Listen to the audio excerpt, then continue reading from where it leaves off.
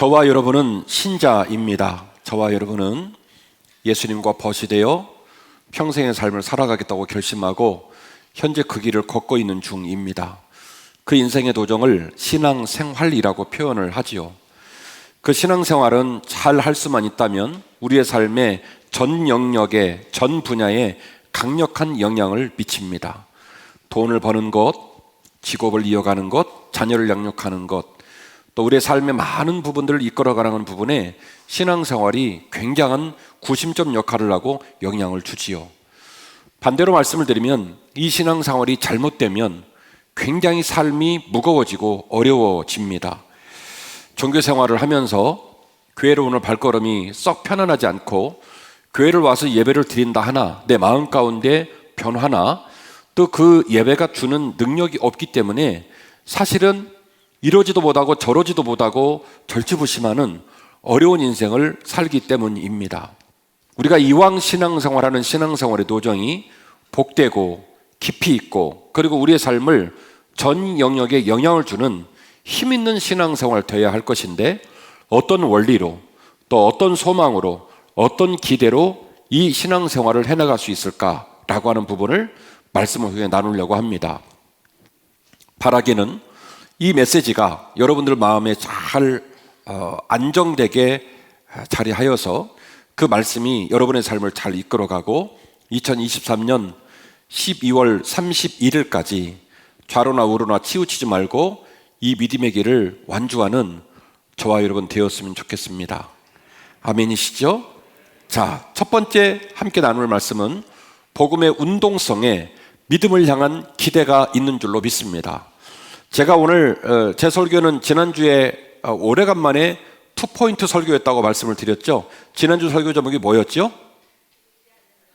보이지 않는 영웅 2. 그래서 저지난주와 지난주 말씀을 통해서 보이지 않는 영웅 누구를 소개했냐면 갈렙이라는 인물을 소개를 했고 그 갈렙이라는 인물을 우리가 마음에 품으면서 신앙생활을 해나가는 생활 노정에 우리에게 필요한 투포인트, 필요한 태도가 있는데 무엇을 쫓아 살아야 된다? 지혜를 쫓아 살아야 된다. 이 말씀을 나눈 바가 있습니다. 다시 오늘 말씀은 원포인트로 돌아오게 됩니다. 오늘 설교의 가장 중요한 원포인트, 중요한 포인트가 있는데 그게 바로 뭐냐면 복음의 운동성이에요. 복음의 운동성. 할렐루야. 자, 오늘 함께 채택된 본문은 제가 지금 계속 일정 주기로 반복하고 있는 설교입니다. 설교 중에는 한 번의 설교로 끝낼 설교가 있는가 하면 여러분들이 신앙생활의 노정을 마칠 때까지 지속적으로 반복하고 강화해야 될 특별한 본문들이 있는데 로마서 1장 16절, 17절 말씀은 그 어떤 본문보다도 반복되고 강화되어져야 될 본문이고 그런 연유로 일정 주기를 가지고 제가 이 본문을 가지고 설교하고 있습니다. 바라옵기는 맨날 들었던 얘기, 또 들었던 얘기, 앞으로 또 들을 얘기가 아주 상투적으로 보이지만 얼마나 중요하기에 목사님이 계속 반복을 할까를 염두에 두고 이 말씀이 여러분의 심령과 골수를 쪼개고 들어가서 우리 모든 성도가 복음 위에 믿음 위에 온전히 세워지는 기적이 우리 모두에게 일어나기를 간절히 기대합니다. 어떤 신자가 신앙생활을 하면서 성숙하고 단단한 신앙생활을 하고 싶은 욕심을 갖지 않은 신자가 어디 있겠어요? 다 그렇죠. 저는요 어떤 목사보다도 목회를 잘하고 싶어요.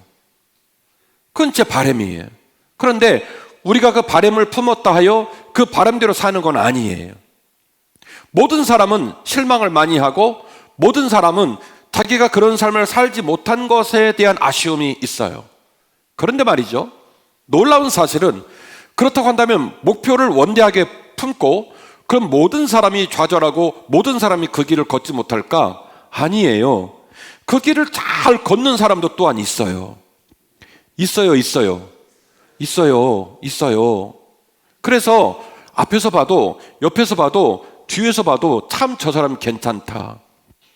그 사람은 걸어가는 신앙생활의 뒷모습이 너무 아름다운 거예요. 혹시 내 모습도 저런 모습일까? 설레일 정도로 신앙생활 잘하는 사람도 있단 말이에요.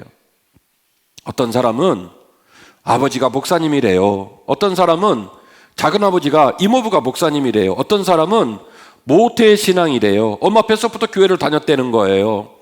여러 가지 상황으로 봤을 때 그 사람 신앙생활 잘해야 될 것 같거든요. 그런데 그러지 못한 경우도 많습니다. 그렇다면 어떤 원인 때문에, 어떤 원리 때문에 이렇게 차등적인 상황이 발생을 할까? 왜 어떤 교회는 건강한가 하면 어떤 교회는 건강하지 못할까?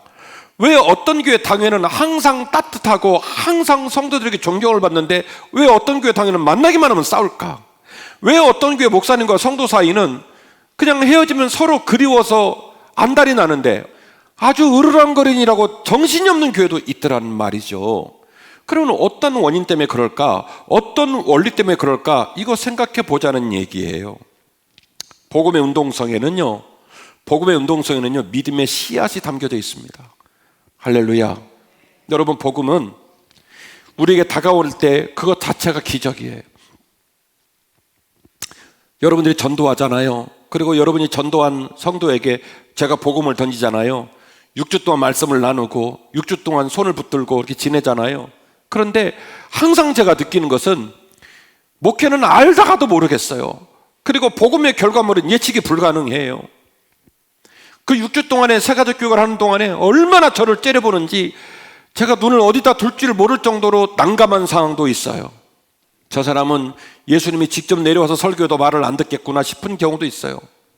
그런데 시작은 그렇게 어려웠지만, 시작은 그렇게 딱딱했지만, 언제 어디서 어떻게 그런 일이 일어나는지 모르겠지만 그의 마음과 그의 삶이 봄눈 녹듯 녹아내려서 신앙생활의 중요한 삶의 전환점이 오고 그 신앙생활로 뚜벅뚜벅 걸어가는데 와, 비바람이 몰아치고 어려움이 있어도 눈 하나 깜빡가지고 믿음의 길을 걸어가는 경우가 있어요. 상담을 해봤더니 사실은 교회를 평생 다녔고 잠깐 2년 쉬었대요. 본인이 안수집사래요. 본인이 권사래요. 아이고, 귀한 분이 왔구나. 이분 워낙 신앙생활을 오래 했기 때문에 이제 신앙생활을 하면 끝발나게 하겠구나 라고 기대하였으나 엉망진창인 경우도 있어요. 그래서 저는 생각합니다. 복음 자체가 기적이구나. 복음이라고 하는 것은 인간의 관점과 합리성과 논리로 예측이 불가능하구나.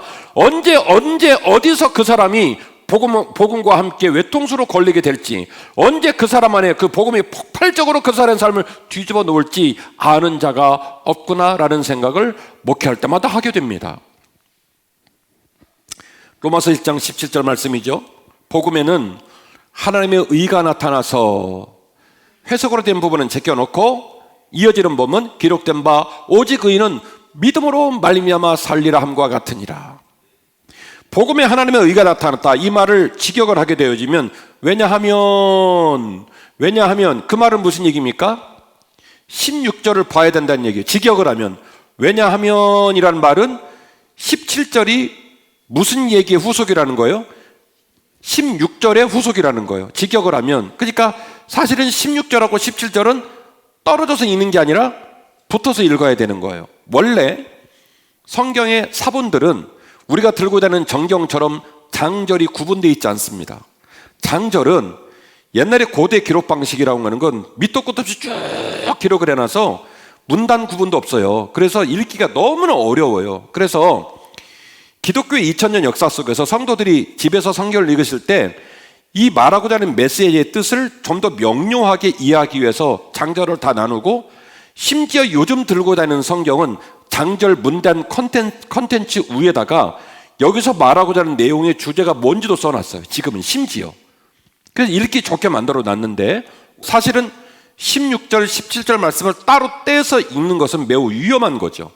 직역을 하면 왜냐하면으로 17절이 이어집니다. 그 말은 16절의 말씀의 강화 버전이거나 16절 말씀의 해석 버전이 17절이라는 소리니까. 왜냐하면 하나님의 의는 철두철미하게 믿음에 의거하여 복음 안에 나타나 있습니다라는 말이에요. 그러면 부득불 어디를 봐야 돼요? 16절을 봐야 되겠죠. 무슨 말인지 알아야 되니까. 16절, 내가 복음을 부끄러우지 않겠다. 왜냐하면 이 복음은 모든 믿는 자에게 구원을 주시는 하나님의 능력이 되기 때문이다. 이렇게 시작을 합니다. 먼저는 유대인에게요. 그리고 헬라인, 에게로다. 복음은 모든 믿는 자에게 구원을 주시는 하나님의 능력이 되기 때문이다. 자, 무슨 얘기예요? 이 복음이 언젠가 우리를 찾아왔습니다. 저는 아버지가 목사님이니까 모태신앙이에요. 그래서 뱃속부터 교회를 다녔어요. 그러면 저절로 복음이 제 것입니까? 아니에요. 저도 생애 노정의 어느 날 목사이신 부모님, 사모님이신 어머님 빼고 내가 내 하나님을 인격적으로 영접한 날이 있단 말이에요. 지금도 제 아들이 이 예배당에 예배를 드리고 있습니다. 저의 오매불만 기도 제목은 하나님, 제가 하나님을 인격적으로 만난 것처럼 우리 아들도 하나님을 인격적으로 만나게 하여 주옵소서. 제 기도 제목이에요. 올해 신년 소원헌금 봉투에 깨알같은 기도 제목을 쓸 때도 제 아내를 향한 축복의 기도나 제 자녀를 향한 축복의 기도도 마찬가지예요. 우리 가족들이, 제 아내가 하나님을 더 사랑하게 하옵소서, 하나님을 너무너무 사랑하는 아내 되게 하옵소서, 제 기도 제목이었어요. 제가 왜 그렇게 기도하느냐? 복음이 신비이기 때문에, 복음 안에 운동성, 복음 안에 에너지가 들어있기 때문에, 복음은 모든 믿는 자에게 구원을 주는 하나님의 능력이기 때문에 저는 그렇게 기도하며 기대하는 거예요. 복음은 한 번 우리에게 다가온 걸로 끝나지 않아요. 그 복음 안에는 운동성이 있어요. 과거의 사건이 아니에요. 이례적인 사건으로 멈추지 않아요. 여전히 그 복음은 우리에게 말을 걸고, 그 복음은 여전히 우리에게 에너지를 주고 있고, 여전히 그 복음이 우리에게 영향력을 준단 말이에요. 이 사실을 로마서 1장 16절과 17절이 이야기하고 있는 거예요. 복음은 모든 믿는 자에게 구원을 주는 하나님의 능력이다. 그 말이 무슨 얘기입니까? 비록 명사이지만 하나의 규정된 어느 개념을 말하고 끝나는 게 아니라, 그 복음이라는 말이 석화되어진, 돌처럼 딱딱하게 석화되어진 하나의 명제적 단어가 아니라 운동성을 갖고 있기 때문에 여전히 폭발적으로 에너지를 가지고 일하고 있다는 얘기예요. 그 안에 누가요? 그 안에 거룩하신 하나님께서 일하고 있다는 거예요. 그래서 이 복음은 모든 믿는 자에게 구원을 주시는 하나님의 능력이 되는 줄로 믿습니다. 그래서 17절이 이어지죠. 복음에는 하나님의 의가 나타났다. 왜냐하면 하나님의 의는 철두철미하게 믿음에 의거하여 복음 안에 나타나 있다. 할렐루야. 사랑하는 성도 여러분, 우리의 믿음이 항상 좋은 건 아니에요. 우리의 믿음이 아쉽게도 오르락내리락 해요. 상황과 환경을 봤을 때 저 사람 믿음이 좋을 것 같은데 쪽박찰 만한 믿음인 경우도 있고요. 어떤 상황은 저 사람이 어떻게 저렇게 믿음의 생활을 잘할까 싶은데도 불구하고 정말로 전사처럼 믿음의 생활을 잘하는 사람도 있어요. 여러분에게 바랍니다. 우리가 어려워질 때마다, 우리가 믿음이 후퇴될 때마다, 우리가 시련 속에서 우리의 믿음이 총량이 떨어지고 사탄마귀의 압박감 가운데 우리의 심령이 어두워질 때마다 우리가 하나님의 일하심, 그 복음에 담겨진 하나님의 일하심에 기대를 걸고 여전히 믿음을 꿈꾸시기를 주의 이름으로 축원합니다. 복음의 운동성에 믿음을 향한 기대가 있어요. 주먹으로 하는 것도 아니고, 노력으로 하는 것도 아니고, 내 힘으로 하는 것도 아니고, 복음 안에 담겨진 하나님의 거룩한 운동성, 그 운동성이 우리로 하여금 믿음을 기대하게 합니다. 할렐루야. 제 아버지는 평생 저를 사랑하셨어요. 제 어머니도 마찬가지고. 저는 지금 부모님만 말하면 울어요. 근데 웃긴 건 뭐냐면, 제가 그럼 평생 동안 부모님만 말하면 울었나? 평생 동안 부모님이 저에게 너무너무 소중한 분이라고 고백했나? 아니에요. 생애 노정의 어느 날 그 순간적 사건을 통하여 그 오랜 세월의 침묵을 깨고, 그 오랜 세월의 무지함을 깨고 부모와 저 사이에 성숙한 관계를 맺은 거예요. 여러분이 1년 52주 예배를 드린다 한들 그 1년 52주의 예배의 총량과 그 1년 52주의 흐름 가운데서 주님과 깊은 교제를 항상 나누면 좋으련만 그렇지 않아요. 그러나 반대로 말씀을 드리면 오히려 그것이 신비라고 하는 것은 그 1년 52주의 예배 중에 그 역사의 정점의 어느 날 단 한 번의 만남을 통하여, 단 한 번의 운동성을 통하여 우리의 인생이 뒤집어진 일이 벌어지니 우리는 복음의 운동성 가운데 믿음을 기대해야 할 줄로 믿습니다. 한 번으로 족합니다. 하나님 아버지께서 여러분의 배우자의 마음을 두드리시고, 여러분의 아들과 딸의 마음을 두드리시고, 여러분의 심령을 두드리는 역사가 반드시 이 예배당에 일어날 줄 믿습니다. 그러므로 우리의 신앙생활이 단단하고 성숙하고 하나님이 기뻐하실 만한 아름다운 향기라는 믿음 되기 위하여 우리는 복음의 운동성에 믿음을 기대해야 할 줄로 믿습니다. 하박국서 2장 4절이죠. 보라, 그의 마음은 교만하여 그 속에서 정직하지 못하나 의인은 믿음으로 말미암아 살리라 함이니라. 오늘 로마서 1장 17절 말씀은 기록되었으되 라고 말한 성취 인용구를, 어디서 성취를 인용구를 가져왔냐면 하박국서 2장 4절 말씀을 가져온 거예요. 하박국서의 정황이 어떤 정황입니까? 바벨론 사람이 와서 고관 대적의 집에 불지르고 논밭에 불지르고 부녀자들 겁간하고 남자들 다 전쟁에 때려 죽이고 눈만 뜨면 피비린내가 나는 그 처참한 상황을 보며 당시에 하나님의 선지자였던 하박국은 성루에 올라가 삿대질을 하며 하나님하고 항변을 합니다. 하나님하고 맞짱을 뜹니다. 하나님은 살아계시다면서, 하나님은 우리의 삶을 주관하고 계시고 하나님이 우리를 복주기를 원하신다면서 어떻게 이 민족이 이 상황에 놓여 있음에도 불구하고 당신은 침묵을 하십니까? 당신이 살아있는 신이 맞습니까? 당신이 지금까지 우리를 지켰단 말을 나더러 믿으란 말입니까? 막 삿대질을 하고 난리를 치는 거죠. 그 하나님과의 쟁론 속에서 하나님이 주신 하박국을 향한 메시지예요. 야, 인마, 아들, 내가 네 맘 왜 몰라?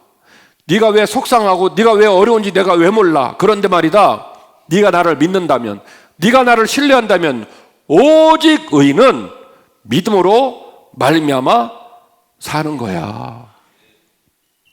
하나님이 말하는 거예요. 야, 인마, 그게 다가 아니오. 때로는 회초리도 필요한 거야. 내가 너희들한테 수많은 경고와 수많은 권면과 수많은 기회를 주고도 이 일이 이 지경이 되고 말았는데 여기에는 반드시 대가가 따라야 돼. 근데 말이다, 네가 염려하는 대로 그대로 끝나지 않아. 이 백성은 네 백성이 아니라 누구 백성이다? 내 백성이다. 네가 책임지는 게 아니라 누가 책임진다? 내가 책임진다. 그러므로 오직 의인은 믿음으로 말미암아 살리라. 로마서 1장 17절 말씀은 이 하박국서 2장 4절 말씀을 인용하고 있는 거예요. 얘들아, 인생의 길을 걸어가다가 롤링이 있고 네 믿음이 좋아졌다 나빠졌다 난리를 친다 한들, 복음에 있는 하나님의 운동성, 복음에 있는 하나님의 일하심의 운동성 속에서 너는 여전히 믿음을 기대해야 한다.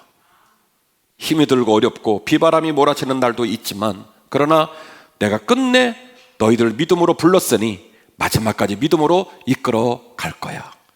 할렐루야. 주의를 성수라는 말은 성경에 안 나오는 말입니다. 그런데 말이죠, 서울에 있는 목사님도, 대전에 있는 목사님도, 경상도에 있는 목사님, 전라도에 있는 목사님, 제주도에 있는 목사님도 주의를 성수라는 말을 자주 씁니다. 이 무슨 해괴망측한 말입니까? 어쩌다가 서로 약속한 것처럼 그런 말을 씁니까? 목회를 하면 할수록 깨닫는 거예요. 신앙이라고 하는 건 신비이기 때문에, 믿음이라고 하는 신비이기 때문에 우리가 하나님 아버지와의 만남 가운데 그 믿음을 기대하고 무릎을 조아리고 그 믿음을 기대하고 예배하였더니 인생의 정점에 시련과 역경을 건너가게 하고 이기게 하고 나의 믿음이 강해지는 그날들이 오더라는 거예요. 나 때문에 오는 게 아니라 누구 때문에? 여전히 나를 바라보시고 여전히 나를 지키시기를 원하시는 하늘에 계신 아버지 되신 우리 하나님 때문에, 우리 하나님 때문에. 그래서 우리는 복음에 있는 운동성으로 믿음을 기대해야 할 줄로 믿습니다. 에베소서 2장 8절이죠. 너희는 그 은혜에 의하여 믿음으로 말미암아 구원을 받았으니 이것은 너희에게서 난 것이 아니요 하나님의 선물이니라. 행위에서 난 것이 아니니 이는 누구든지 자랑하지 못하게 하려 함이니라. 할렐루야. 근자에 우리 교회를 오신 새가족들이 신앙생활을 얼마나 예쁘게 하는지 몰라요. 오래된 구가족들이 이 사실에 관하여 도전을 받으셨으면 좋겠습니다. 그리고 우리 교회가 앞서거니 뒤서거니 우리의 모든 삶의 자리에 간절함과 사모함을 가지고 믿음이 더 깊어지는 날들을 기대하고 소망했으면 좋겠습니다. 복음에는 하나님의 거룩한 운동성이 있습니다. 우리는 죄인이고 우리는 약하고 우리는 내놓을 것 없는 보잘것없는 죄인들이지만, 그러나 나를 사랑하시는 하나님께서 여전히 나에게 강력한 에너지를 가지고 운동성을 가지고 다가오기 때문에 우리는 믿음을 기대해야 할 줄로 믿습니다. 하나님은 여러분을 사랑하십니다.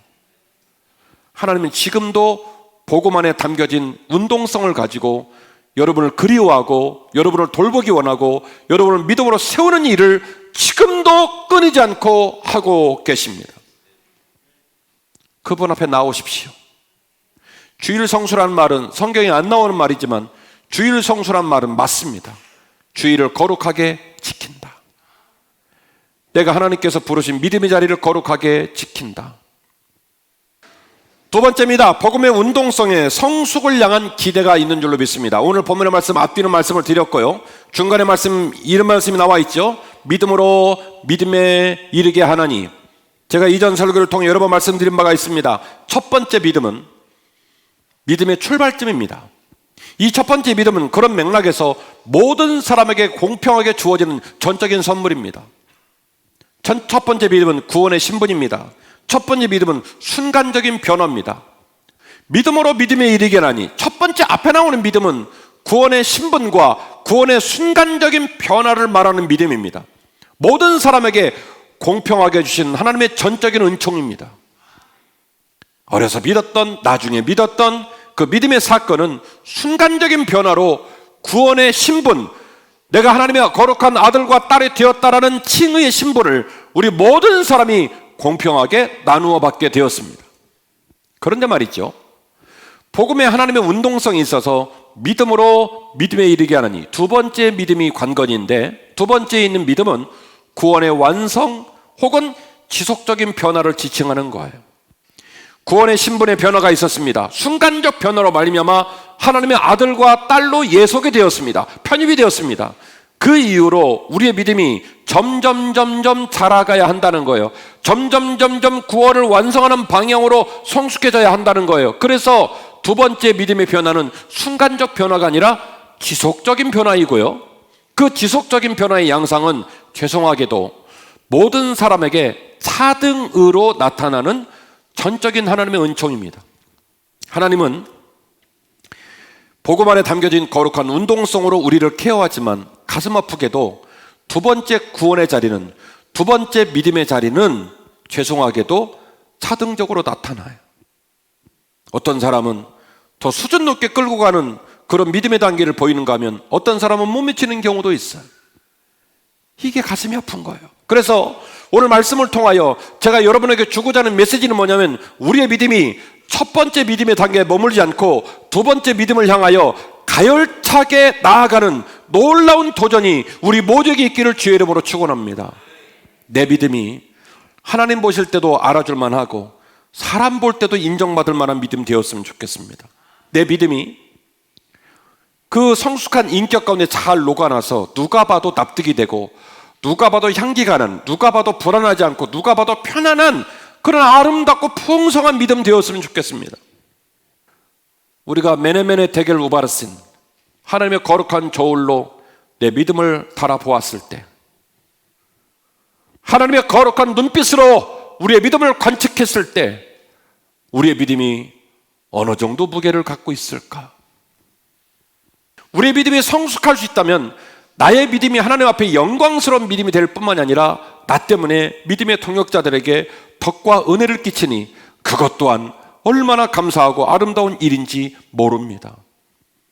복음에 담긴 운동성 때문에 그러므로 우리는 반드시 성숙을 향한 기대를 품어야 할 줄로 믿는 것입니다. 고린도전서 13장 11절인데요. 내가 어렸을 때는 말하는 것이 어린아이 같고 깨닫는 것이 어린아이 같고 생각하는 것이 어린아이 같다가 장성한 사람이 되어서는 어린아이의 일을 버렸다. 고린도전서 13장 11절 말씀에 자기가 뭘 잘못했는지, 얼마나 그것이 창피한 건지 나와요, 안 나와요? 안 나와죠? 그래서 고린도 교회 실상을 모르는 사람은 이 멋있는 말을 읽고 무슨 말인가 하는 거예요. 근데 얼마나 찔렸는지, 얼마나 미안했는지, 얼마나 창피했는지 그게 뭔지는 말을 안 했지만 너무 반복을 많이 해놨어요. 그 반복을 많이 해놓은 단어가 뭔지 압니까? 어린아이예요. 13장 11절입니다. 내가 어렸을 때는 말하는 것이 어린아이 같고 깨닫는 것이 어린아이 같고 생각하는 것이 어린아이 같다가 장성한 사람 돼가지고는 이 어린아이 같은 일을 버렸다. 그게 뭔지 말은 안 했지만 되게 창피하고 되게 마음에 좀 걸리는 뭔가가 있었나 봐요. 똑같은 성경이지만 다른 본문이거든요. 14장 20절인데요. 형제들아, 지혜는 아이가 되지 말고 오히려 악에게 어린아이가 되라. 지혜는 장성한 사람이 되라. 이 말은 되게 자조적이고 과거의 날들을 후회하는 말이죠. 자조적인 고백인데 이 말은 무슨 얘기냐면 바로 직전까지 나와 여러분들은, 나와 우리 공동체는 어떻게 되는 거예요? 거꾸로 한 거예요. 지혜에 관해서 어떻게 해요? 어린아이처럼 굴었고, 악에 대해서는 어떻게 굴었어요? 어른처럼 굴은 거예요. 그래갖고 산통 다 깨진 거예요. 이제서야 깨닫고 말하는 거예요.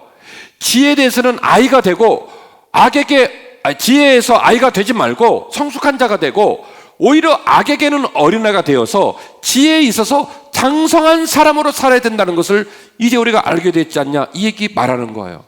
자, 들어가 보십시다. 무슨 얘기일까? 고린도전서 똑같은 성경 13장과 14장이 말하고자 하는 메시지는 뭘까?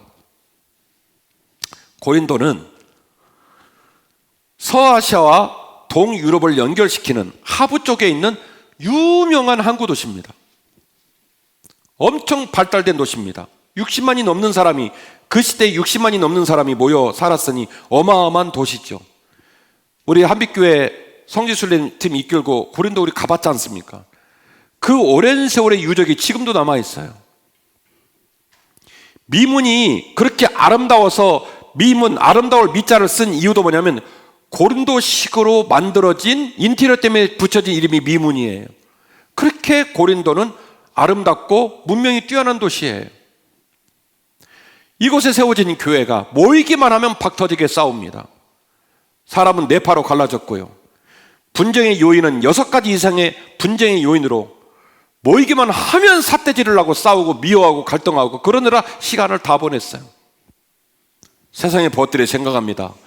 저럴 거면 왜 모일까? 저럴 거면 예배를 왜 드릴까? 저럴 거면 왜 교회를 세우고 십자가를 세우고 교회라고 호언장담하고 저렇게 잘난 척을 할까? 사람들은 걱정과 근심을 하는데 자기들은 모일 때마다 신나게 싸우고 서로 상처 주고 너무너무 불행하고 어려운 시간들을 보냈어요. 천만다행인 건 그분들이 철이 들었다는 거예요. 천만다행인 건 그분들이 깨달았다는 거예요. 천만다행인 건 그들의 삶이 잘못됐다는 걸 알고 저항하기 시작했다는 거예요. 그래서 고린도전서 13장과 14장 말씀을 통하여 창피하니까 그게 무언지는 말하지 않았지만 그 가슴 아픈 과거의 족족들을 뭐라고 표현했냐면, 과거에 우리는 말하는 것도 어린아이 같았고 깨닫는 것도 어린아이 같았고 생각하는 것도 어린아이 같았고 행동하는 것도 어린아이 같아서 모든 일들에 있어서 하나님 영광 높이지 못하고 우리 모두에게도 상처밖에 없는 어리석은 삶을 살았다. 그것을 뭘로 표현했어요? 어린아이의 삶으로 표현을 한 거예요. 그리고 이제 가슴 아프지만 다시는 과거처럼 안 살고 싶다. 그래서 뭐라고 표현해요? 이제는 장성한 성숙한 신앙의 지평을 기대한다는 거예요. 이와 똑같은 맥락의 이야기가 에베소서 4장 13절 이하에 나타나 있습니다. 우리가 하나님의 아들을 믿는 것과 아는 일이 하나가 되어 온전한 사람을 이루어 그리스도의 장성한 분량에 충만한 데까지 이르리니, 이어지는 본문은 우리가 그 이뤄가는 노정 속에서 바꾸고 버리고 깨달아야 될 성숙의 내용을 이렇게 기술을 해놨어요. 이는 우리가 이제부터는 지금까지 살아올 때의 모습이에요. 이제부터는 어린 아이가 되지 아니하여 사람의 속임수, 간사한 유혹, 온갖 교훈의 풍조에 밀려 요동하는 삶을 살지 않겠다. 자, 뭘 성숙하겠다고요? 어린 날의 삶의 이러한 문제를 떨치고 이제는 성숙한 삶을 가겠다는 거예요. 그 성숙의 내용이 뭐냐면 어린애가 되지 않아서 속임수, 간사한 유혹, 온갖 교훈의 풍조에 내 마음을 뺏기지 않겠다. 그게 바로 성숙의 내용이에요. 그리고 그 성숙의 내용을 극복하고 도달해야 될 성숙의 목적지를 이렇게 기록을 해놨습니다. 오직 사랑 안에서 참된 것을 하여 범사에 그에게까지 자랄지라. 그는 머리니 곧 그리스도이시니라. 할렐루야. 자, 여기는 어디냐면 교회예요. 그리고 우리가 함께 모인 이 대중이 교회이기도 하고 이 대중들 안에 앉아 있는 우리 각 사람이 또 뭐냐면 교회예요. 그리고 교회의 머리는 누구십니까? 예수 그리스도이십니다. 그분의 몸은 뭡니까? 교회입니다. 그리고 우리는 그 교회라는 몸을 구성하고 있는 지체입니다. 우리 중에 누군가는 은사를 따라 눈을 하는 사람도 있고 손을 하는 사람도 있고 발을 하는 사람도 있지요. 발은 꼬랑내가 나고 안 이뻐요. 손에 비하면 좀 모양이 빠진 듯 보여요. 그러나 발과 손과 눈과 입은 다 한 몸을 이루고 있는 완벽한 소중한 지체입니다. 여러분, 사고로 말미암아 엄지발가락을 잃어버리잖아요. 심각한 장애를 앓습니다. 정교한 행위를 할 때 발가락 하나가 없으면 그게 안 돼요. 균형 감각이 생기지 않아요. 지체는 높낮이가 있을지 모르겠어요. 역할의 고하가 있을지 모르겠어요. 그러나 한 몸의 지체는 모든 지체가 가장 고귀하고 아름답고 사랑스러운 지체입니다. 이 지체가 사랑으로 연합되어질 때에 비로소 우리가 풍요함과 넉넉한 삶의 기쁨을 누리게 되는 거예요. 사랑하는 한빛가족 여러분, 신앙의 성숙은 혼자 가는 게 아니에요. 에베소서 4장 16절 말씀이 이렇게 기록을 합니다. 그에게서 온 몸이 각 마디를 통하여 도움을 받음으로. 누구에게 도움을 받았다는 얘기예요? 주님에게? 하나님에게? 아니에요. 누구에게 도움을 받았다는 얘기입니까 지금?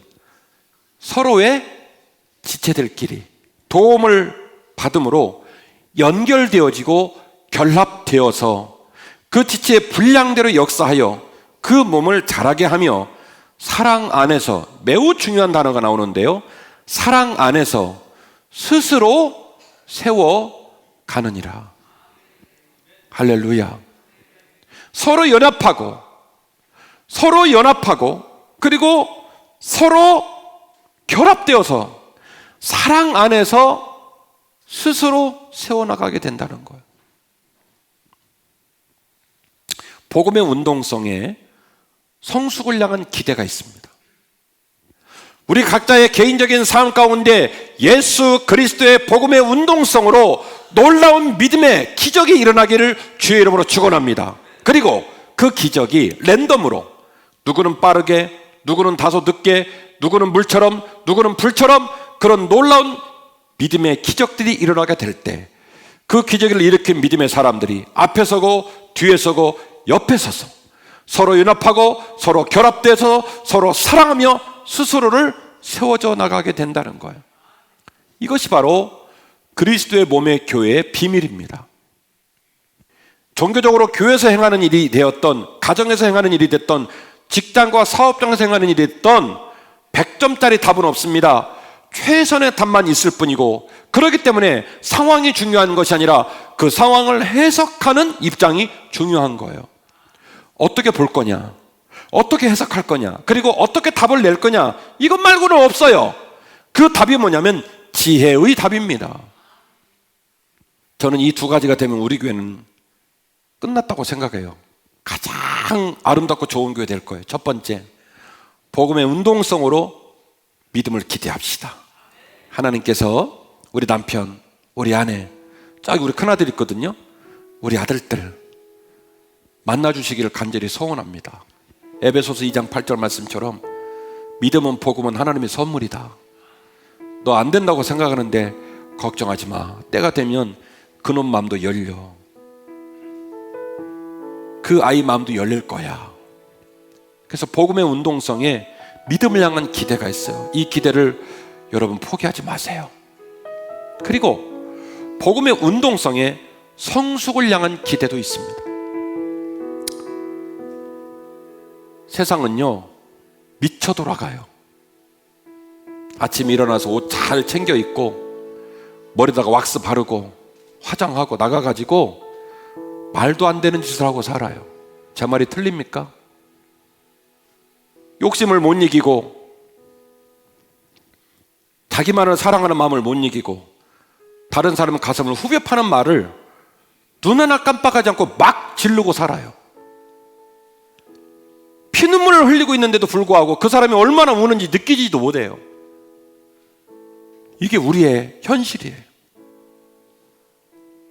자기 불편한 것만 알지 다른 사람 가슴 아픈 건 생각도 못해요.